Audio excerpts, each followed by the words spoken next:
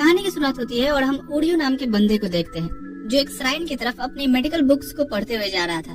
वहाँ के टूरिस्ट उसे ऐसे डेडिकेटेड देख कहते हैं कि जरूर ये यहाँ अपने एग्जाम्स के लिए प्रे करने आया होगा। और ओडियो मन में कहता है, नहीं बेवकूफो, मैं तो गॉड में बिलीव ही नहीं करता।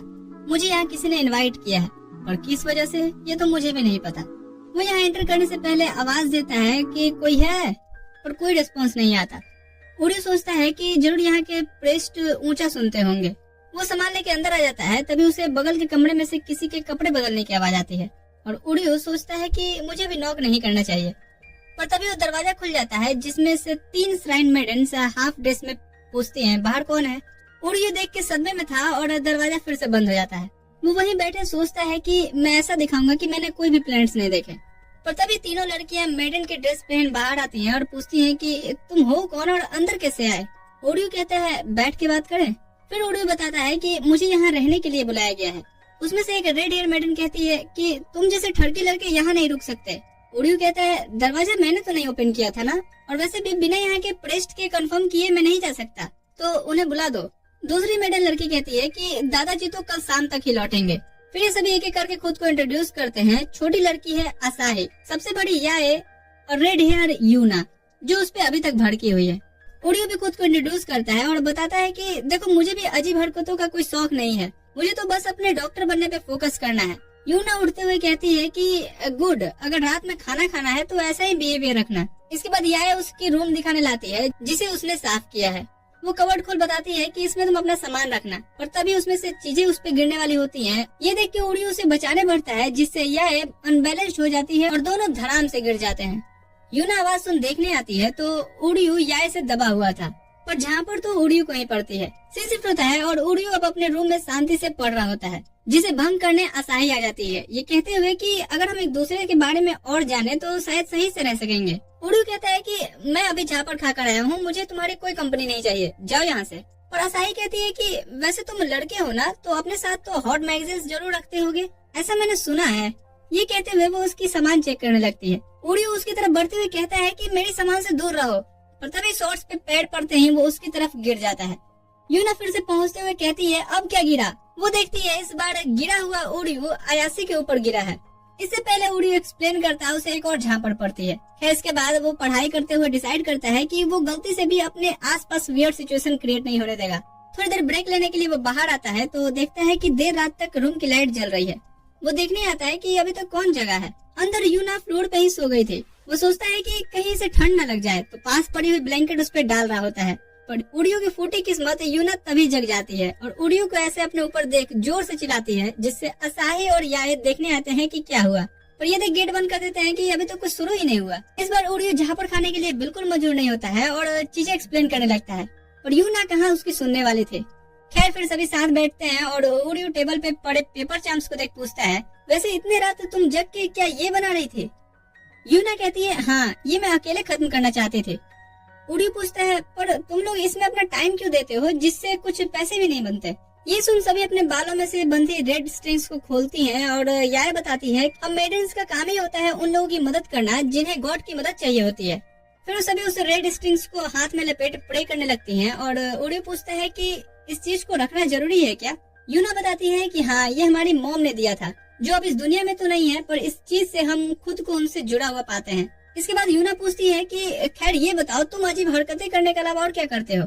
ओडियो बताता है कि वो अभी मेडिकल की पढ़ाई कर रहा है, जिसके एग्जाम्स क्लियर करके वो यहाँ के टॉप मेडिकल यूनिवर्सिटी में एडमिशन लेगा। याए हैरान होती है ये सुन करके कि वो इतने देर रात तक जग के पढ़ाई कर रहा था। वो कहती है कि अगर तुम गॉड से रिक्वेस्ट करोगे तो वो तुम्हें एग्जाम्स में पास करवा देंगे।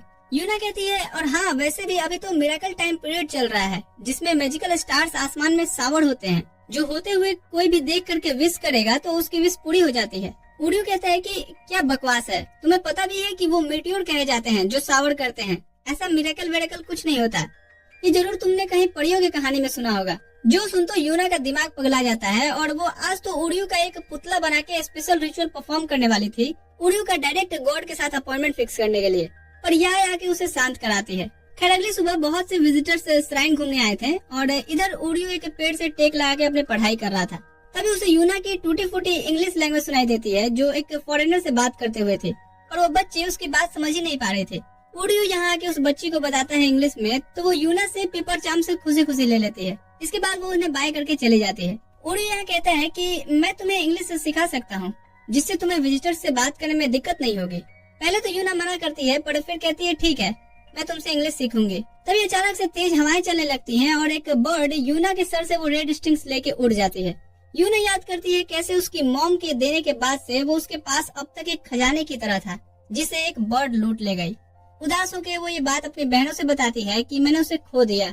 उसकी बाकी बहनें उसे आश्वासन दिलाती हैं कि हम गॉड से प्रे करेंगे, जिससे तुम्हारी रेड स्टिंग्स जरूर मिल जाएगी। उनकी बातें सुन इधर से अब उड़ियो भड़कते हुए कहता है कि तुम सब पागल हो गए हो क्या?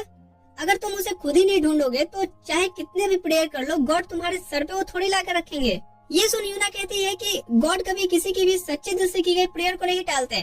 गुस्से से वो कहते हुए चली जाती है कि तुम तो यहाँ रहना भी डिजर्व नहीं करते। सीन शिफ्ट होता है रात में, जहाँ उड़ियो अपनी पढ़ाई करते हुए सोच रहा था कि अच्छा यही होगा कि वो यूना से दूरी रहे। थोड़ी देर में याय उसके रूम में आती है तो देखती है कि उड़ियो तो यहाँ है ही नहीं। दोनों लड़के इस बात से घबरा जाते हैं कि अब वो कैसे इन दोनों के बीच सभी चीजें ठीक करेंगी।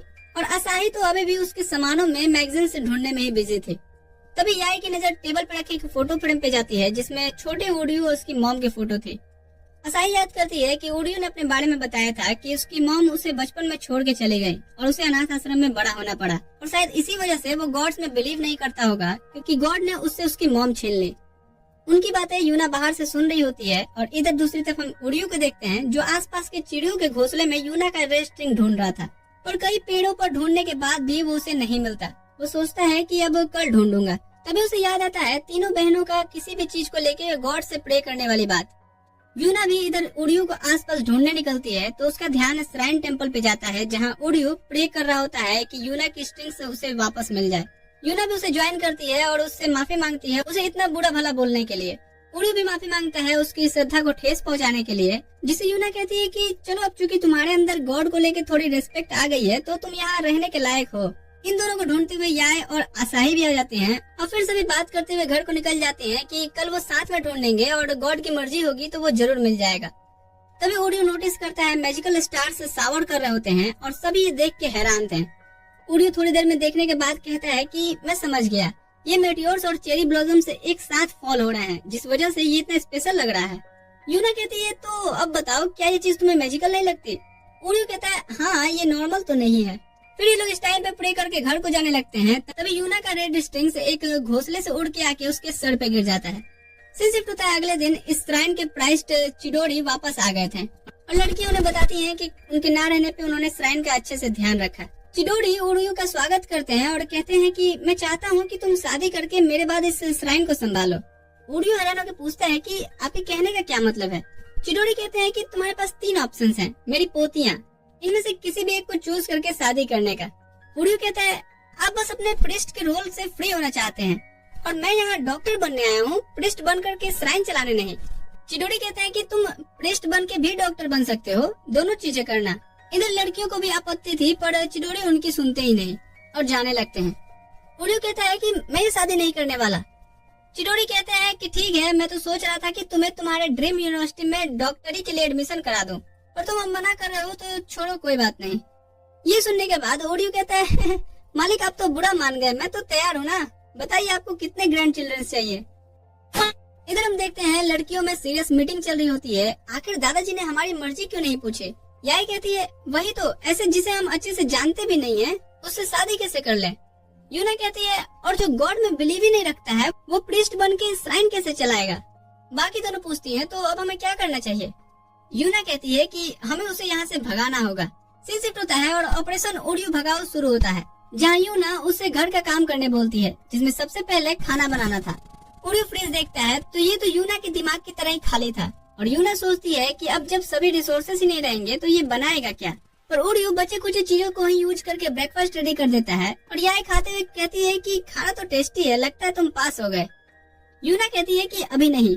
इसके बाद वो उसे घर के सारे कपड़े साफ करने को देती है, ये सोच करके कि लड़कियों के कपड़े धोने के एम्बेरसमेंट से ये जरूर गिव अप कर देगा। पर उड़ियो न सिर्फ उन्हें धो के सुखाता है बल्कि उनसे कुछ पेयर मिसिंग भी थे उनके बारे में पूछता है। लड़कियां तो शर्म से पानी पानी हो गई थी जब उड़ियो उनके सभी कपड़ों को फोल्ड करके एकदम ब्रांड न्यू बना दिया था। इसके बाद यूना अपने तुरुप कई का फेंकती है याय के रूम को साफ करने का याय का रूम इतना गंदा था जिसे देखने के बाद तुम्हें अर्जुन कपूर की मूवी भी अच्छी लगने लगेगी। और यूना उसे इस मिशन के लिए गुड लक कहती है। ओडियो अंदर आता है और घुसते ही उसका नाक उसे बददुआ देने लगता है। चारों तरफ मेकअप किट्स, सड़े हुए दाग और कलर्स बिखरे हुए थे। ओडियो की आत्मा बस मुंह से बाहर निकलने ही वाली थी इसे साफ करते समय। पर आखिरकार ओडियो ने याय का रूम अच्छे से साफ करके चकाचक कर दिया था। ये देख याय यूना से कहती है कि क्यों ना इसे हम रहने दें, देखो तो ये हमारे सारे काम कर देगा। असाही कहती है और कौन सा हमें आज ही इससे शादी करनी है। ओडियो उनकी बातों को सुन लेता है और कहता है कि इतनी खातिरदारी करने के लिए आप लोगों का बहुत बहुत धन्यवाद, बस बहुत हुआ, मैं ये डेली डेली नहीं करने वाला, इससे मैं पढ़ूंगा कब। फिर वो अपना बैग पैक करता है और श्राइन छोड़ के निकल जाता है। असाही कहती है ये ऐसे कैसे चला गया। यूना कहती है अच्छा तो है, हमारा प्लान सक्सेस हो गया। और याय और असाही उसके जाने से उदास थे। इधर हम ट्रेन में ओडियो को देखते हैं जो बैठ के अपनी मेडिकल बुक पढ़ रहा होता है और इनका पीछा तीनों श्राइन मेडेंस कर रहे थे। याय कहती है यूना तुम तो इसके पीछे हमसे पहले ही आ गई। यूना कहती है आखिर ये हमारा फ्री का सर्वेंट है, ऐसे कैसे जाने दें।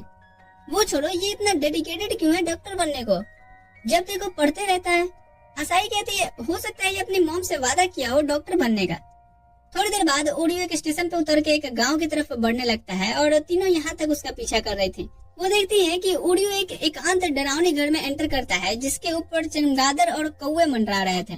यूना को तो इधर काफी डर लग रहा था। तभी ओडियो निकल पूछता है कि तुम सब यहाँ क्या कर रही हो। यूना तो डर के मारे चैंटिंग करने लगती है। फिर ओडियो के साथ इतने सारे बच्चे देख पूछती है कि ये सब क्या है। ओडियो पूछता है पहले ये बताओ कि तुम सब यहाँ कैसे। तभी इस घर की मालकिन और प्रोफेशन से एक डॉक्टर महिरू आती है। फिर ये सभी अंदर आकर बैठे थे और महिरू बताती है कि मैं ये मैजिकल गार्डन नाम का अनाथ आश्रम चलाती हूँ। पहले तो तुम तीनों का थैंक्स इस फुद्दू के लिए यहाँ तक आने के लिए। वैसे तुम तीनों ही काफी खूबसूरत हो इसकी फ्यूचर वाइफ के लिए। और ओडियो भी अच्छा लड़का है। हाँ वो बात अलग है कि ये मेरी कॉपी कर रहा है डॉक्टर बनने को लेके। ओडियो कहता है तुम चुप रहोगी, मैंने कहा था ना कि मुझे वापस नहीं जाना और न ही इनमें से किसी से शादी करनी है।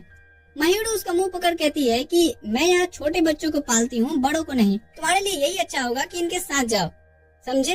तभी एक छोटा बच्चा ओडियो को अपनी बनाई पेपर क्रेन दिखाता है जिसे देख ओडियो कुछ याद करने लगता है। तभी एक और लड़की सिराही अंदर आती है जिसे देख ओडियो पूछता है तुम यहाँ कैसे। सिराही बताती है कि वो यहाँ अक्सर बच्चों के साथ खेलने आती है। असाही पूछती है कि ये कौन है। ओडियो बताता है कि ये मेरे साथ ही आश्रम में पली बड़ी है। असाही यूना से कहती है ओह शायद इसीलिए ये लड़कों जैसे कपड़े पहनती है। यूना कहती है मुंह बंद करो अपना। तभी एक बच्चा आके उन्हें भी अपनी बनाई पेपर क्रेन दिखाते हुए कहता है कि ये मैं अपनी मॉम को दिखाऊंगा। मिहारू बताती है कि यहाँ वो बच्चे भी हैं जिसके मॉम डैड बीमारी या किसी और रीजन से उन्हें पाल नहीं सकते और ये बच्चे उन्हें ठीक होने का प्रे करने के लिए ये पेपर क्रेन्स बनाते हैं। याय कहती है ये तो अच्छी बात है। ओडियो ये सुन कहता है कि बकवास बात है, बस टाइम वेस्ट है और कुछ नहीं। यूना भड़कते हुए कहती है कि बच्चों इस झिंगुर पे ध्यान मत दो और आओ मैं तुम सबके लिए पेपर क्रेन्स बनाने में मदद करती हूँ। सभी बच्चे एक्साइटेड होकर इकट्ठे हो जाते हैं पर घंटों तक ट्राई करने के बाद याय टेढ़ी मेढ़ी एक बनाती है और यूना तो अभी भी बना ही रही थी। असाही का तो पेपर ही सीधा नहीं हो रहा था। बच्चे फिर कहते हैं झिंगुर भैया आप ही बना दो, ये लोग तो बनाते रह जाएंगे। और ओडियो बेचारों के रिक्वेस्ट को टाल नहीं पाता। वो थोड़ी देर में इन सभी के लिए 1000 पेपर क्रेन्स बना देता है जो देख लड़कियां हैरान थी कि ये इसमें कितना अच्छा है। वहीं ओडियो कहता है कि इन बच्चों में उसका इतना टाइम वेस्ट हो गया। पर जब वो एक बच्चे की बात सुनता है कि इससे मेरी मॉम ठीक तो हो जाएंगी ना, ओडियो को कुछ बातें याद आने लगती हैं और वो पेपर क्रेन्स का बंडल उठाता है और उसे देते हुए कहता है जरूर, ये देख करके डॉक्टर अपनी बेस्ट देंगे, जिससे वो लड़का काफी खुश हो जाता है। इधर महिरू श्राइन मेडन से बताती है कि ओडियो पेपर क्रेन्स में इतना अच्छा इसलिए है क्योंकि वो अपनी मॉम के ठीक होने के लिए कई सारे पेपर क्रेन्स बनाया करता था, जिस वजह से वो इन बच्चों की भावनाओं को भी समझता है।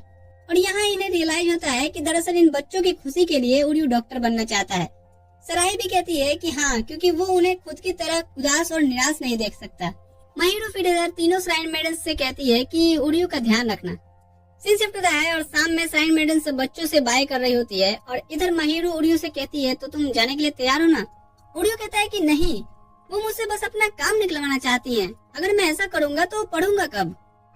महिरू बताती है कि मैंने भी अपनी पढ़ाई सभी चीजों को संभालते हुए ही की थी और जरा देखो तो वो तुम्हारे लिए यहाँ तक आई हैं, यानी उन्हें तुम्हारी फिक्र है। ओडियो याद करता है कि कैसे महिरू भी सभी चीजों को संभालते हुए अपनी स्टडी कंप्लीट की और आज उसे उस पर प्राउड फील होता है। वो कहता है कि ठीक है, मुझे अब कोई शिकायत नहीं है, मैं भी तुम्हारी तरह सभी चीजों को हैंडल करके डॉक्टर बनूंगा। और महिरू उसे गुड लक कहती है। महिरू के जाने के बाद श्राइन मेडन्स उसका मजाक उड़ाती हैं कि उड़ियू का क्रश है महिरू पे।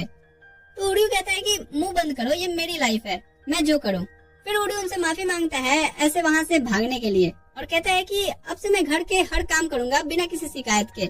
वो तीनों भी उड़ियू से माफी मांगती हैं और बताती हैं कि तुम्हें अकेले सब काम करने की जरूरत नहीं है, हम भी हेल्प किया करेंगे, क्योंकि आखिरकार अब हम फैमिली जो बनने वाले हैं।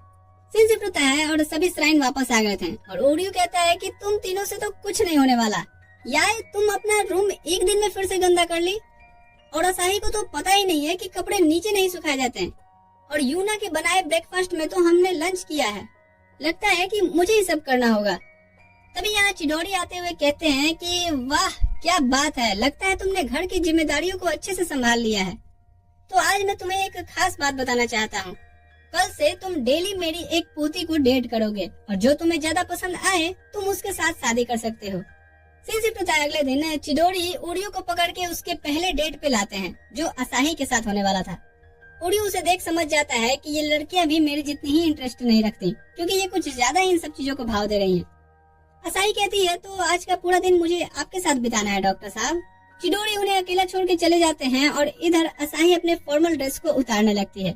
उड़ियू आंख बंद करते हुए कहता है कि इतनी भी क्या जल्दी है, पर वो देखता है कि असाही रनिंग कॉस्ट्यूम में बाहर वॉक करने को बोलती है। थोड़ी देर में ये दोनों जॉगिंग कर रहे होते हैं और असाही बताती है कि ये मेरे लिए सांस लेने जितना इम्पोर्टेंट है। उड़ियू उसकी बातों पे ध्यान नहीं देता क्योंकि वो बाकियों में से काफी खुशमिजाज लड़की है। तो असाही कहती है कि वो उसे हल्के में ना ले। उड़ियू कहता है तुम तो ऐसे बात कर रही हो जैसे रनिंग में गोल्ड मेडलिस्ट हो। कुछ देर बाद उड़ियू को नानी याद आने लगती है और वो गिरते पड़ते घर पहुंचता है, सोचता है कि चल के थोड़ा नहा लिया जाए, और बाथरूम का दरवाजा ओपन था जिसमें असाही बात ले रही थी। उड़ियू डोर को लॉक करते हुए पूछता है कि तुमने डोर ओपन क्यों छोड़ रखा था। असाही कहती है क्योंकि मुझे ताजी हवा पसंद है। उड़ियू उसे पागल कह के चला जाता है।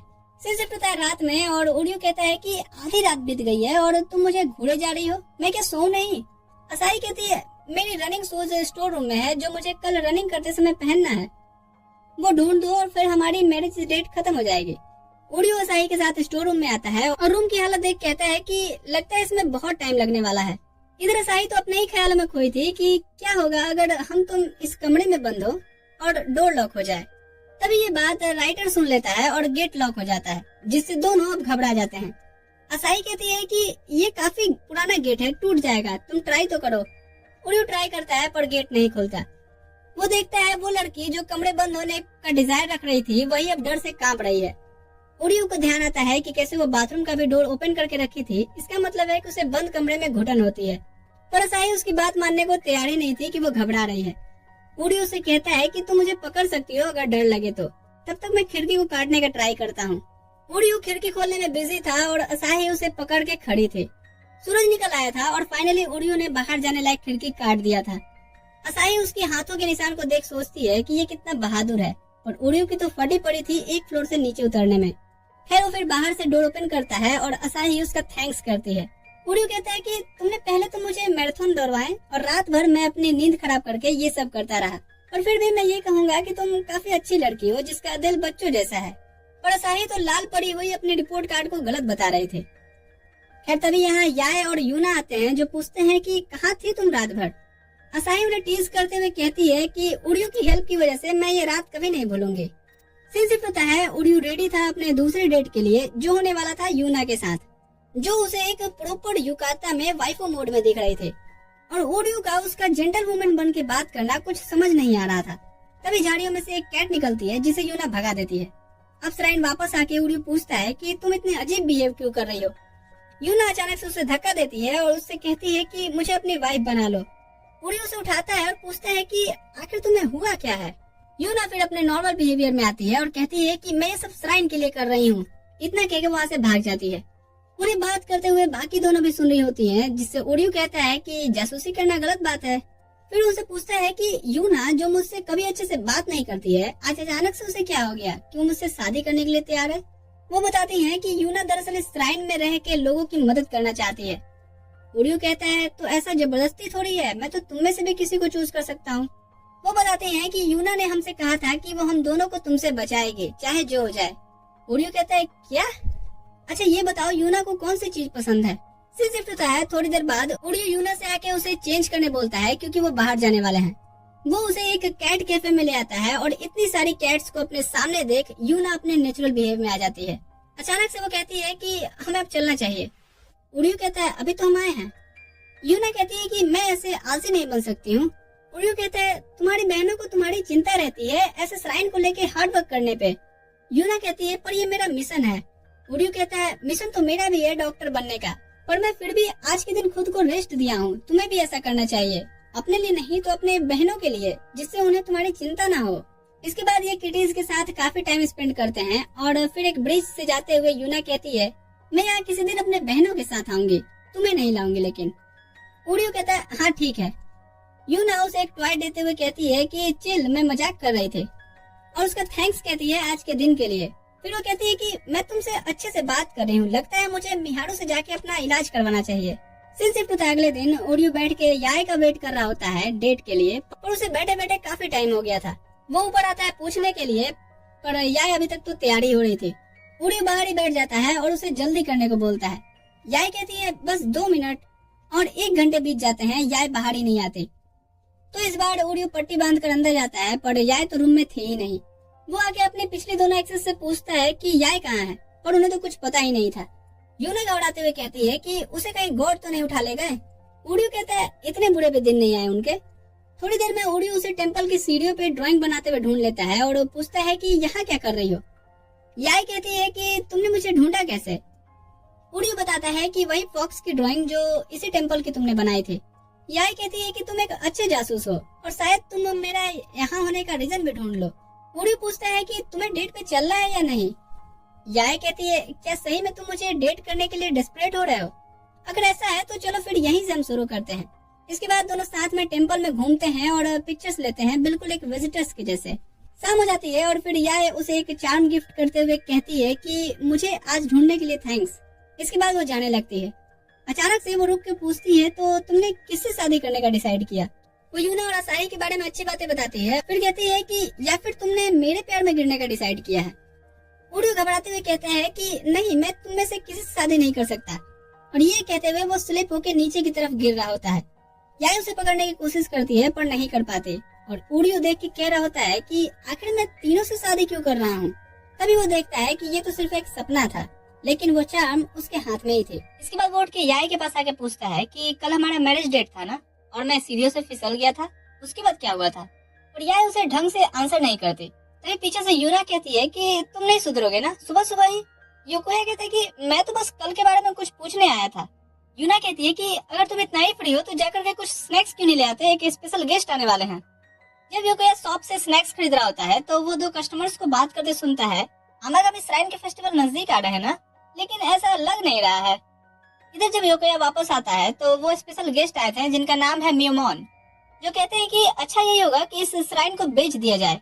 ये सुन योकोया हैरान होता है तो चिडोरी मियोमोन का परिचय योकोया से कराते हैं कि ये किता शिराकावा के मुखिया हैं और सभी श्राइन का फंडिंग अभी यही संभाल रहे हैं। मियोमोन कहते हैं कि चूंकि ये श्राइन अब लोगों के लिए आकर्षण का केंद्र नहीं रहा, तो फिजूल की फंडिंग करना मैं सही नहीं समझता हूँ। तुम लोगों ने इसकी देखभाल की है, इसलिए तुम्हारे रहने वाला घर मैं छोड़ दूंगा। वो श्राइन मेडल से कहते हैं कि तुम्हारी मॉम जिंदा होती तो वो आने वाले आमागामी फेस्टिवल में कम से कम 1000 लोगों को तो ले ही आते, और अब तो 200-300 भी आ जाए तो बहुत है। अचानक से मियोमोन कहता है और वो बेचारी भी तुम जैसी निकम्मी औलाद को पोसने और श्राइन संभालने में इतना सारा उसे काम करना पड़ता था कि वो जल्दी चल बसे।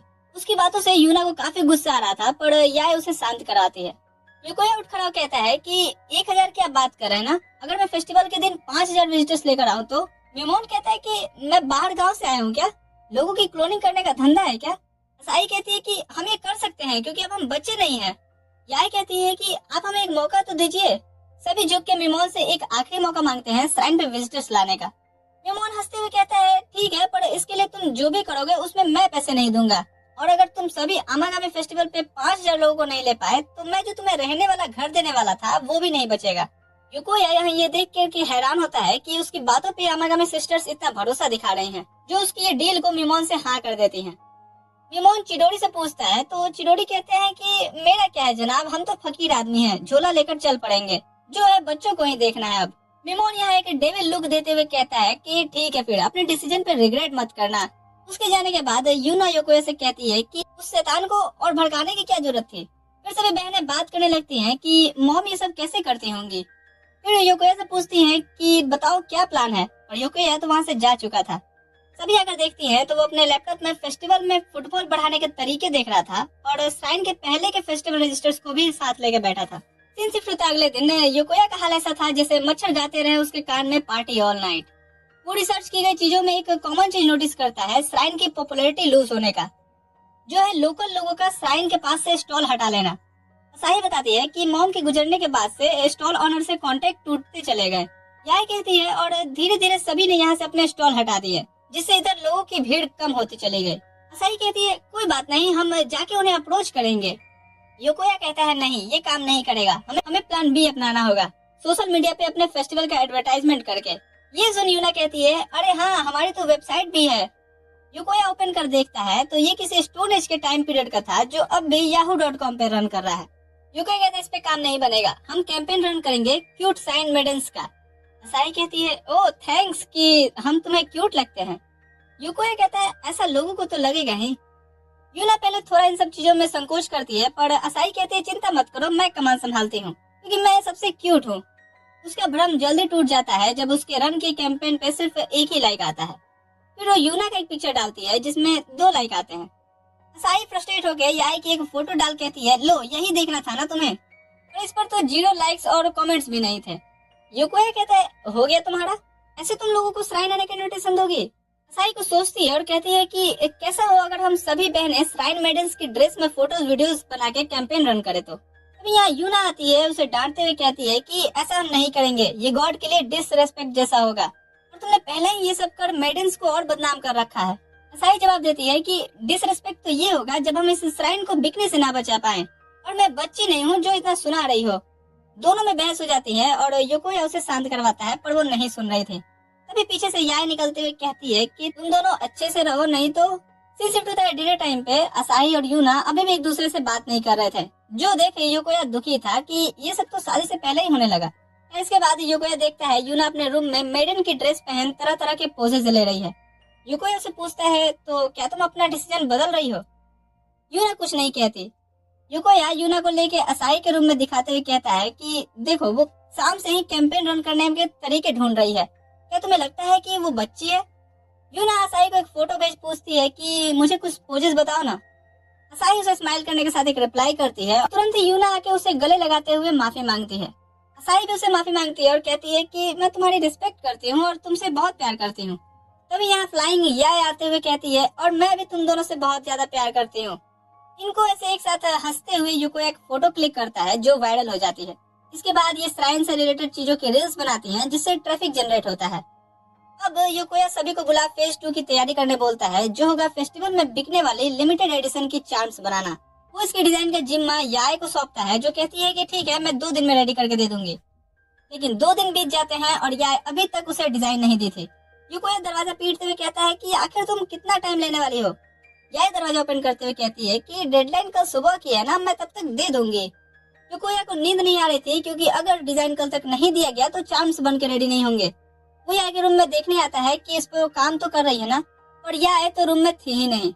इधर हम याई को देखते हैं जो एक तालाब की मछलियों को दाना दे रही थी, लेकिन मछलियां दाना छोड़ के ड्रामा दिखा रही थी। इससे याई को चार्म के डिजाइन का आइडिया आता है।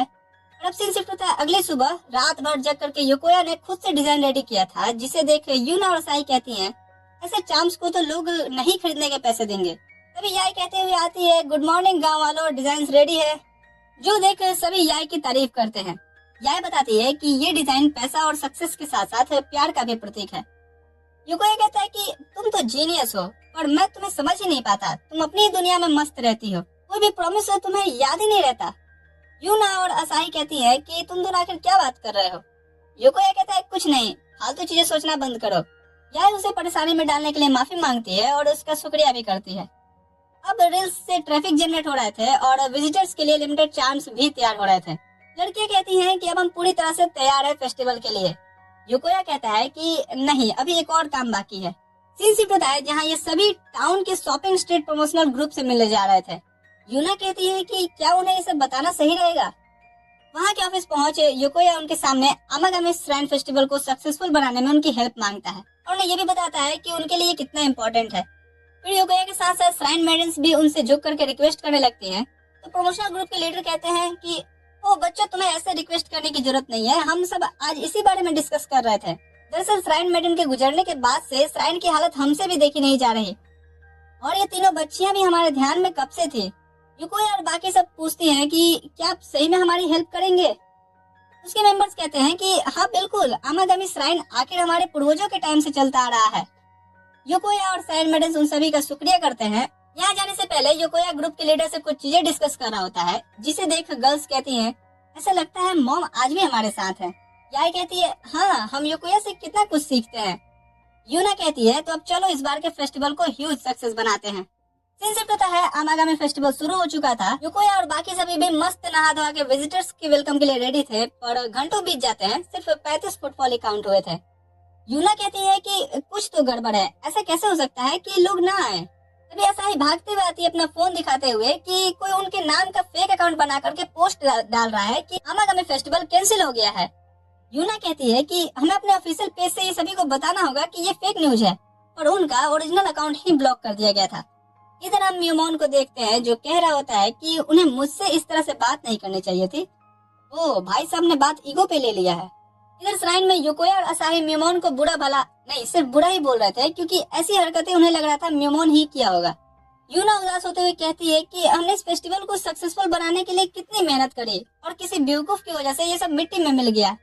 याई और असाही भी अब हार मान चुके थे, पर युकोया कहता है कि अभी सब खत्म नहीं हुआ है। फिर वो फेस्टिवल के 2 दिन का शेड्यूल देखता है, जिसमें आज दोपहर में श्राइन मेडन्स का डांस परफॉर्म होने वाला था। वो कहता है कि हम दोपहर के इवेंट में लोगों का ध्यान इस तरफ करेंगे कि आमागामी फेस्टिवल शुरू हो चुका है। मेरे पास एक प्लान है, सुनो। सभी उसका प्लान सुन कहती हैं कि इससे कोई दिक्कत तो नहीं होगा ना, क्योंकि पहले ही प्रमोशनल ग्रुप ने हमारी बहुत मदद की है। चिडोरी कहते हैं मस्त प्लान है। प्रमोशनल ग्रुप के लीडर का भी कहना था कि हम भी तैयार है तुम्हारी हर तरह से मदद करने के लिए। युकोया कहता है ठीक है, फिर तो यही प्लान पे काम करते हैं। और वो फेस्टिवल के कुछ पोस्टर्स लेकर मार्केट में चल पड़ता है और मार्केट में लोग उसे वैसे ही इग्नोर कर रहे थे जैसे आप चैनल के सब्सक्राइब बेल को करते हो। तब उसके हाथ से महिरो पोस्टर लेते हुए कहती है कि ऐसे डरावनी आदमी से कौन पोस्टर लेगा। युकोया देखता है महिरो, सुराही और अनाथ आश्रम के बच्चे भी यहाँ आए थे उसकी मदद करने। युकोया के पूछने पे महिरो बताती है कि मैंने सुना श्राइन फेस्टिवल में कोई दिक्कत आ रही है, तो हम देखने आ गए कि तुम कैसे इसे हैंडल कर रहे हो।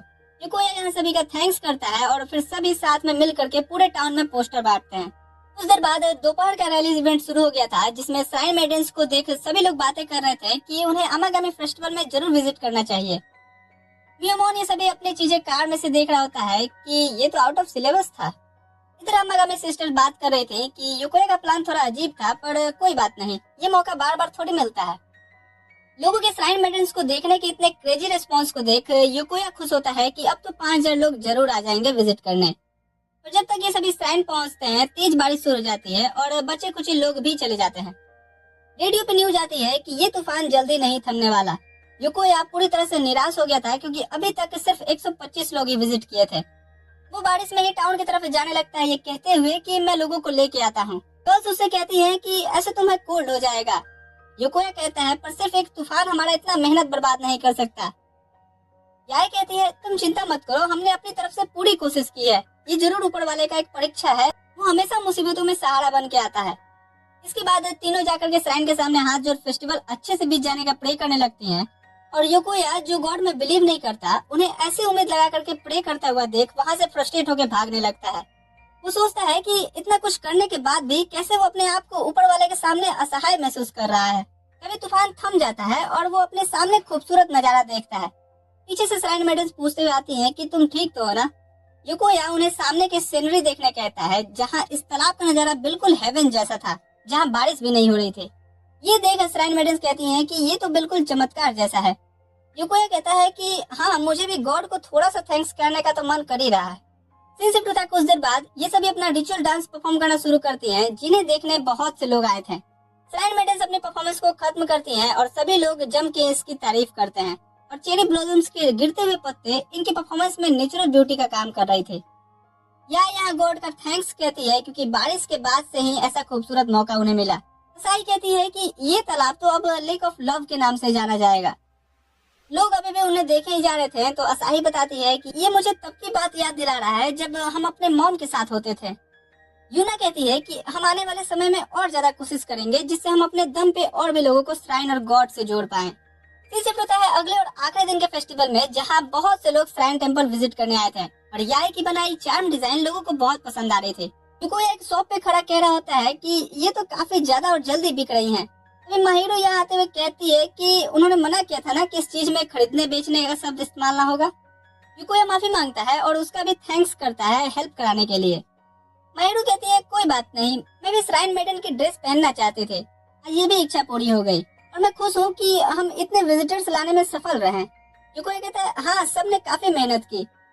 माहिरो कहती है पर ये श्राइन मेडन्स का काम मुझसे रोज तो नहीं होगा।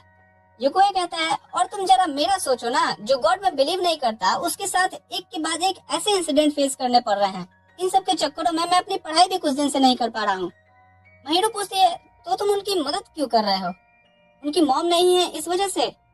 युको कहता है वो बात नहीं है, मैं उन्हें मेहनत करते देखता हूँ फिर भी चीजें सही से नहीं होती हैं इस वजह से। तभी एक और कस्टमर आता है जिन्हें योकोया अटेंड करता है और उसे देख माहिरो सोचती है ये भले ही कह रहा हो इसे ये पसंद नहीं है पर ये भी इन सब चीजों को एंजॉय कर रहा है। सीन शिफ्ट होता है शाम में। सभी इस चिंता में थे कि उनका 5000 विजिटर्स का टारगेट पूरा होगा या नहीं, क्योंकि सिर्फ 5 मिनट बचे थे और एक विजिटर अभी भी कम था।